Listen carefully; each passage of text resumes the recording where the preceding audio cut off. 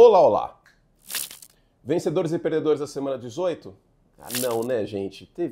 Como que eu vou fazer um vencedores e perdedores da semana 18, sendo que Mahomes não jogou, Allen não jogou, Bailey Zappi foi o quarterback dos Browns? Não dá, né? Então, o grande perdedor da semana 18 foi o Cincinnati Bengals, óbvio, né? E o vencedor talvez tenha sido o Denver Broncos e o Detroit Lions. Mas vamos aqui, então, para o vencedores e perdedores da temporada regular de 2024. Eu volto depois dos playoffs com vencedores e perdedores, obviamente, do Super Bowl, como eu sempre faço, mas também dos playoffs da NFL, tá? Então a gente junta as duas coisas depois e vocês ficam felizes e contentes. Talvez eu republique este vídeo no final colocando junto dos playoffs também. Vamos ver como vai fazer.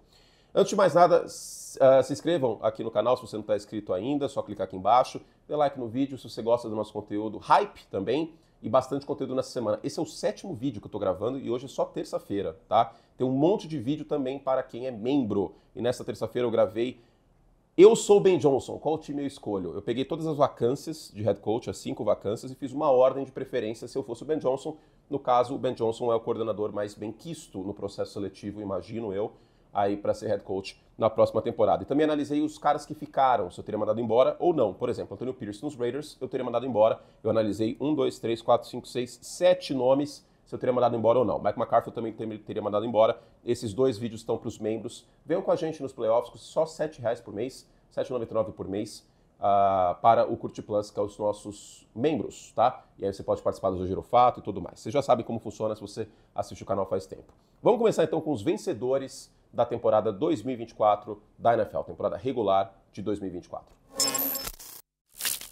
Bom, um dos grandes perdedores aqui eu acho que é o Deebo Samuel, né? O primeiro touchdown do Deebo Samuel veio no final da temporada, com a lesão do Brandon Ayuk, ele poderia ter assumido um protagonismo maior no ataque dos 49ers, mas a verdade é que o melhor wide receiver de São Francisco neste ano foi o Jawan Jennings, que não é um cara tão talentoso assim, embora tenha sido muito importante em terceiras descidas nos últimos anos.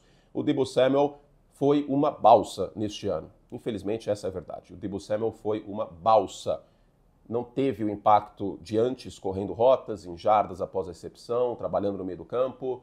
Nem de perto o jogador que foi em 2019, 2020, o atleticismo sumiu. E isso afetou, em certa parte, eu acho, até o sistema do Kyle Shanahan. Eu pensei em colocar o Kyle Shanahan aqui, mas eu já coloquei tantas vezes ele nos perdedores, e considerando as lesões que tiveram aqui em São Francisco, eu acho que o Deebo Samuel sai com a reputação um pouquinho mais manchada dessa temporada do que o Kyle Shanahan. Até porque o Shanahan volta para o próximo ano.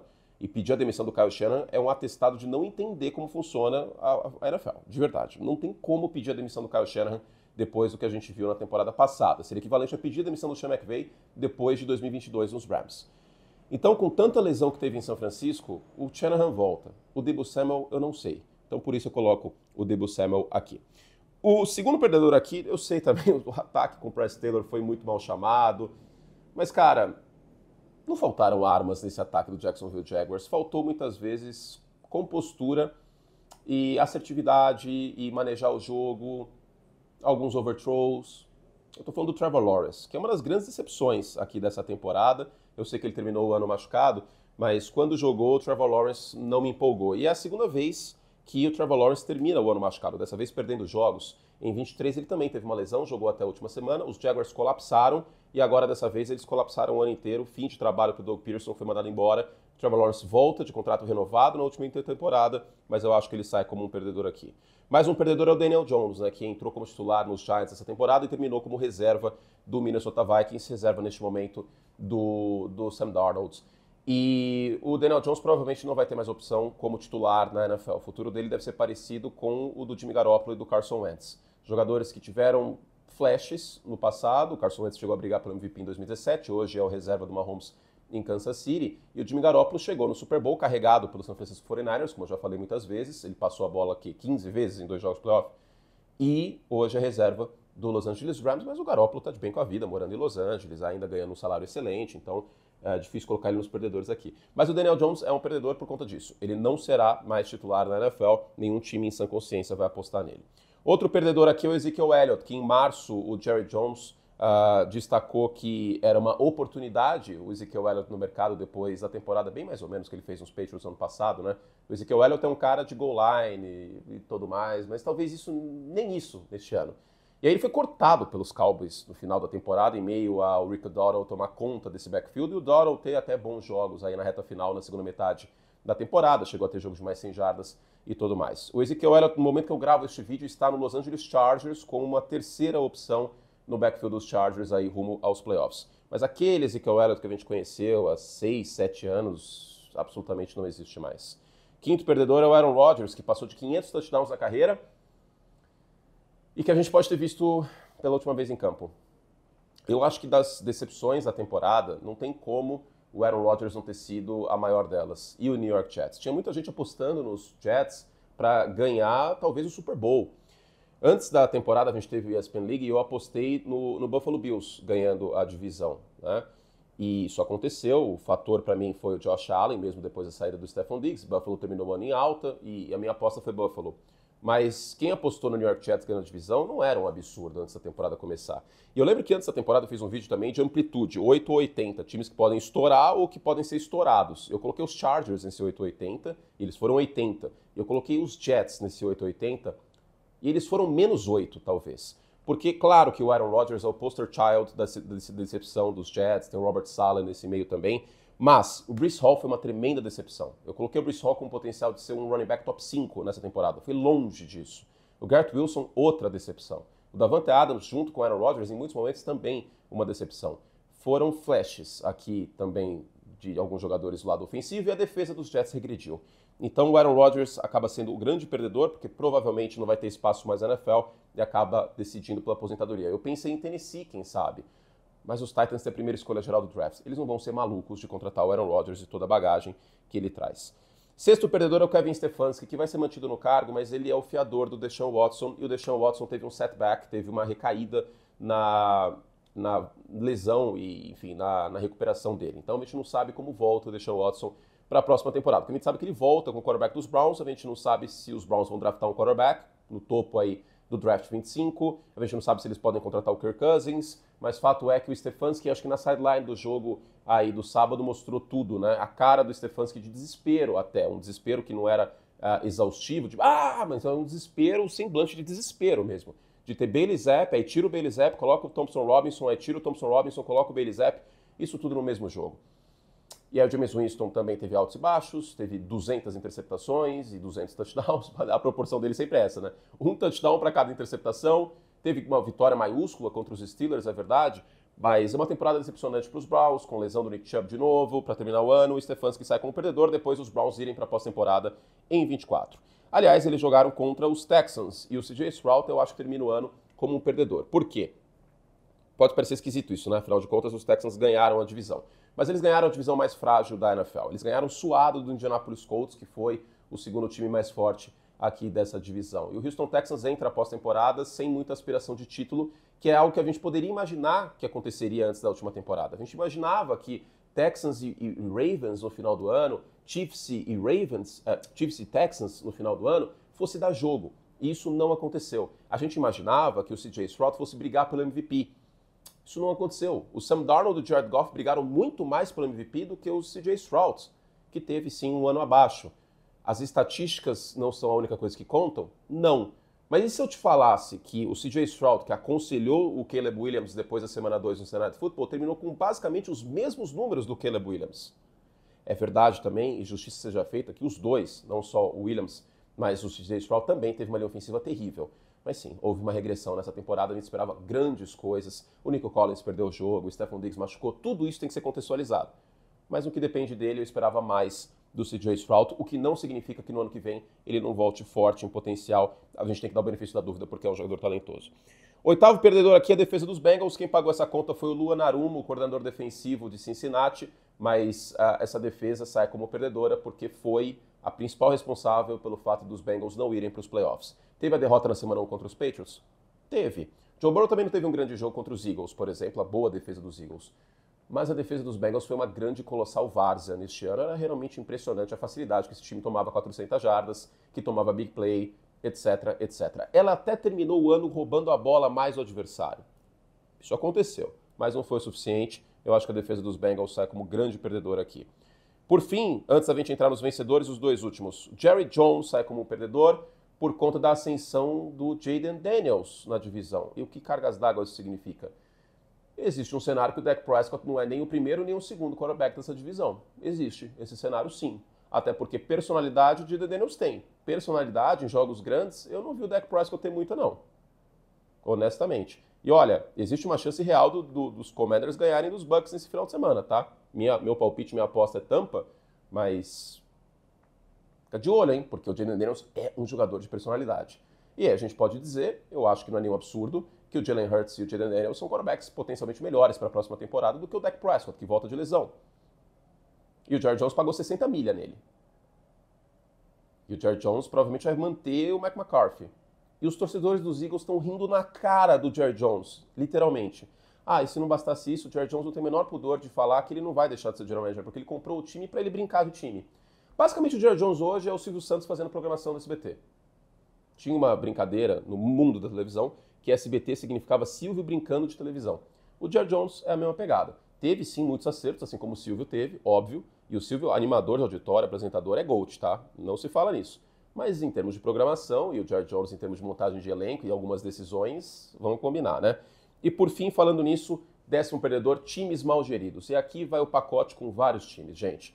Raiders, Jets, Bears, Jaguars, eu posso ficar até amanhã, Giants, listando vários times aqui que são mal geridos e em meio a tantos trabalhos bons de head coaches e diretorias nesse ano, o contraste ficou bastante grande e isso explica, em certa medida, o contraste de campanhas que a gente teve na NFL neste ano, né? Muito time com campanha de 3, 4 vitórias e muito time com campanha de mais de 10 vitórias. Enfim, vamos para os vencedores, falar de coisa boa. Ômega 3! Cara, se podia patrocinar a gente, né? Enfim. Winners. Um oferecimento Chive doida. Dá oi, Chive. Vamos para os vencedores. Chive doida. Primeiro deles, os running backs são vencedores neste ano, né? Porque eu usei essa expressão que eu gosto muito em inglês, que é poster child, né? Que é, não sei se é uma tradução exata para português, mas o garoto propaganda, vamos dizer assim, dos Jets era o Aaron Rodgers. E temos 4 poster childs aí para a posição de running back. O Jahmyr Gibbs para a escolha de running back na primeira rodada para um time estruturado. Não é um time mais ou menos escolhendo running back no top 5 que vai dar certo, tá? Vídeos Giants com Saquon Barkley, não é assim que funciona. Mas se o time for estruturado, tudo lindo, maravilhoso, e o cara realmente for um talento, aí eu acho que é entendível. Não vai ser o fim do mundo, vamos dizer assim. E Saquon Barkley, Derrick Henry e Josh Jacobs na free agency, mas também com o contexto que tinha ali uma ofensiva boa nesses 3 times e que tinha quarterback para atrair a atenção da defesa e abrir espaço para o jogo terrestre, tá? Mas os running backs saem como vencedores, porque estava no fim, assim, no fundo do poço do valor posicional de running back na história da NFL, em 100 anos de NFL, nunca esteve tão baixa a cotação de running back, e essa galera ajudou bastante. Eu acho que os running backs saem como vencedores dessa temporada. O Joe Burrow, mesmo com os Bengals não indo para os playoffs, ele sai como vencedor deste ano. Aliás, os 4 grandes quarterbacks da NFL são todos vencedores, vocês vão ver aqui nessa lista. Joe Burrow sai como vencedor porque, ele não machucou neste ano e afasta um pouco esse estigma de que o Joe Burrow ele é de porcelana. 2, ele liderou a NFL em passes para touchdown e jardas aéreas. 3, ele quebrou recorde de mais jogos consecutivos com 250 jardas e 3 touchdowns. Foi uma sequência inacreditável. Se os Bengals tivessem ganhado a divisão, por exemplo, a gente estaria falando muito ativamente do Joe Burrow MVP. Isso não aconteceu, paciência. Teve o jogo contra os Eagles, que ele não foi tão bem. Teve o jogo contra os Patriots na semana 1, que ele estava dormindo. E aí a defesa acabou sendo a grande vilã. Não estou colocando a culpa no Burrow, óbvio que não. Mas ele terminou como vencedor, porque é inquestionável que o Burrow é um dos quarterbacks de elite da NFL e que ele fez a parte dele. No maior estoicismo possível, contra a sua própria defesa, contra a defesa do adversário, jogando no AFC North, contra até o próprio kicker, o Burrow fez o que pôde para tentar aí classificar os Bengals para os playoffs, mas acabou não dando. O terceiro vencedor é o Patrick Mahomes, porque ele ficou um ano menos badalado do que os outros 3 grandes quarterbacks da NFL, mas para mim ele continua sendo o melhor quarterback da NFL, e é só ver o jogo contra Pittsburgh, as campanhas iniciais, é só ver o jogo contra os Texans. O Patrick Mahomes apareceu várias vezes em quarto período, os Chiefs como o melhor time da NFL em terceira descida, melhor campanha da liga, os Chiefs titulares perderam só um jogo, que foi contra o Josh Allen, que a Associated Press deve eleger como MVP. Então, Mahomes continua sendo um vencedor, gente. Ele continua sendo um vencedor. Não foi um ano estatisticamente incrível? Ok. Mas até aí o Tom Brady também não teve um grande ano em 2006 e os Patriots foram até a final de conferência, que é o mínimo que eu espero de Kansas City neste ano. Minha final de conferência é Bills e Chiefs. Então, a gente tem que colocar o Mahomes aqui nos vencedores. Sean Payton é um vencedor, porque ele fez uma aposta de risco. Esse era até a manchete do meu vídeo sobre Bo Nix e sobre Sean Payton, né? É uma aposta de risco. Eu não sei, sinceramente, se vai ser o suficiente para os Broncos brigarem pela divisão nos próximos anos, o Bo Nix, mas justiça seja feita. Foi o suficiente para o time ter dignidade na posição de quarterback pela primeira vez desde a aposentadoria do Peyton Manning. E o Sean Payton fez uma aposta de risco. O Bo Nix tinha uma cotação consensualmente mais tardia do draft, onde ele foi escolhido, e o Sean Payton foi lá e acreditou no Bo Nix e montou um plano de jogo adequado. Foi um match tático, isso é uma coisa que eu falei também na época, isso era, de fato, e os Broncos estão nos playoffs. São zebras contra os Bills nesse final de semana, mas o trabalho foi bem feito, a defesa dos Broncos com o Vance Joseph foi uma das melhores da NFL, liderou a NFL em sacks, então acho que o Sean Payton tem que sair como vencedor dessa temporada também. E é óbvio, a gente não pode esquecer dele. Eu poderia colocar o Jordan Addison, que cresceu de produção neste ano, o Justin Jefferson, que continua sendo aí a primeira prateleira de wide receivers. Ele e o Jamar Chase, para mim, é a primeira prateleira de wide receivers da NFL. Mas o Sam Darnold, por toda a história, tem que figurar aqui. Para mim, é o Comeback Player of the Year, o Sam Darnold. Teve uma grande temporada, passou de 30 touchdowns este ano. Terminou o ano com um jogo ruim contra os Lions, é verdade.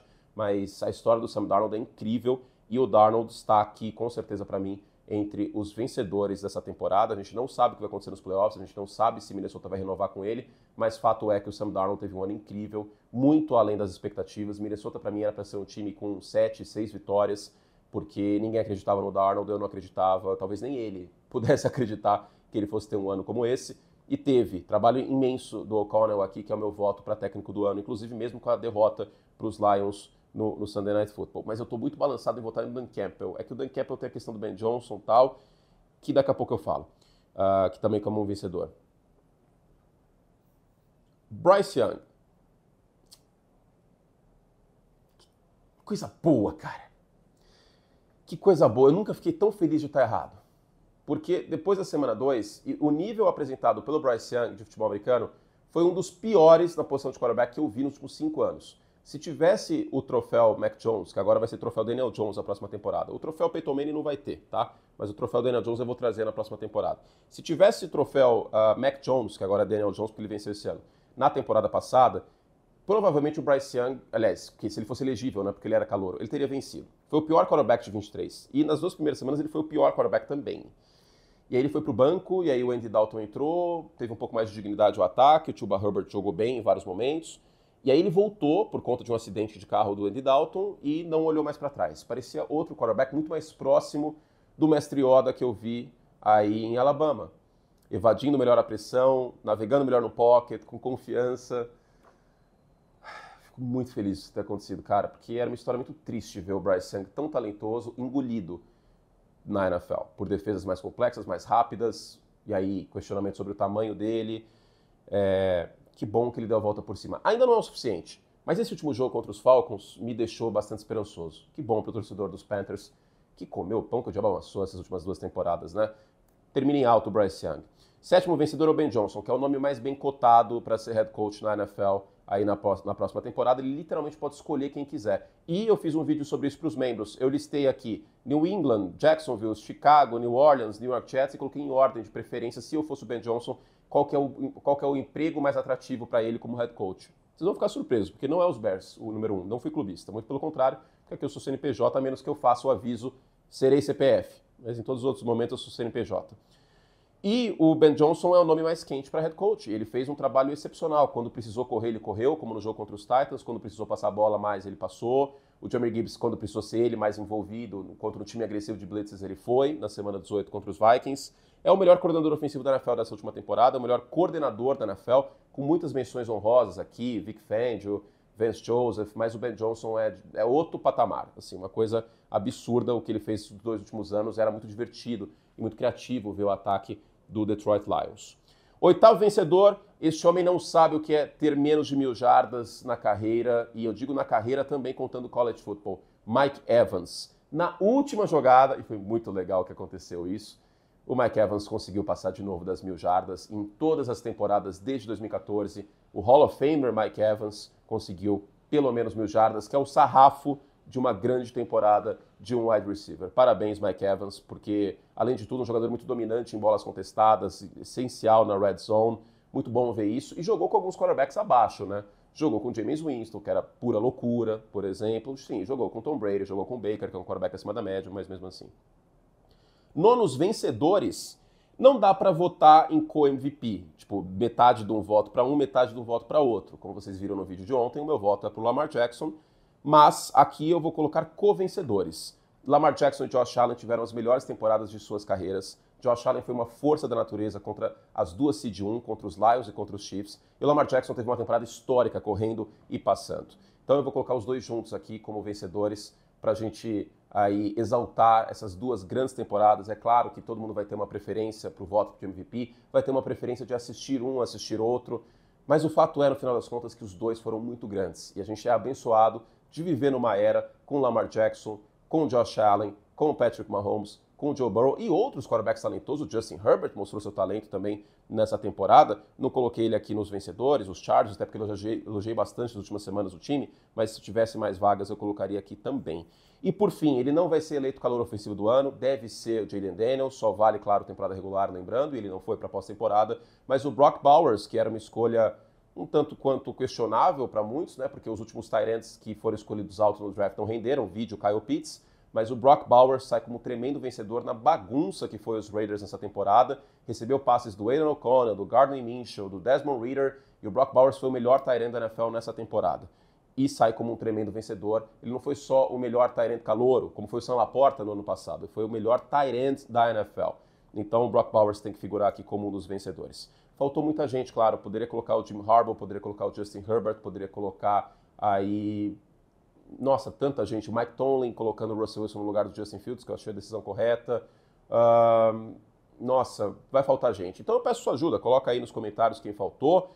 Muito obrigado por acompanhar-nos na temporada regular. E para mais conteúdo nos playoffs, já sabem o caminho, né? Assinem o Curte Plus, seja membro aqui do canal no Like Plus e custa muito baratinho, R$8 por mês. Faz o teste, R$8. Ó, eu financiei Max Verstappen e isso aqui custa mais caro que o Curte Plus, tá? Então... financia Anthony Curti, já que eu financiei Max. E esse gato fofo, essa gata fofa, olha só, o Tom tá dormindo também. Você não vai conseguir resistir a essa gata fofa que precisa de alimentos. Que chantagem, né, filha? É. Gente, é isso. Para mais conteúdo assim no Like Plus, fiz vídeos sobre os técnicos, tem 3 vídeos ontem. No primeiro comentário, se você quiser dar uma olhada quais são os vídeos desta semana, você pode ver o dobro, o triplo do conteúdo vem com a gente. Beijo carinhoso, fizemos todo o estrago que podíamos. E até a próxima. Seguimos com conteúdo na semana. Tchau!